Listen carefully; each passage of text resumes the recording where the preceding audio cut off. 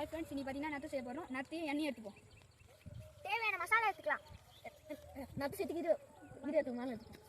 Friends, இது வரைக்கும் நத்தை போட்டு மிளகாத்தூள் உப்புலாம் போட்டு மசாலா போட்டு கிண்டின்னு வரும். வாங்க சாப்பிடலாம்.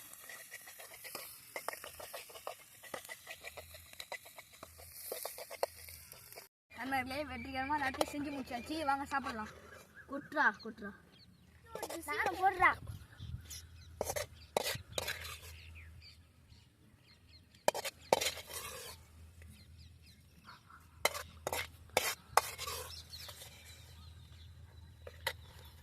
ஃப்ரெண்ட்ஸ், பார்த்தீங்கன்னா நத்தை வெளியே போட்டாச்சு.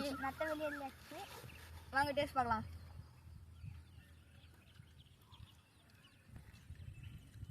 செம்ம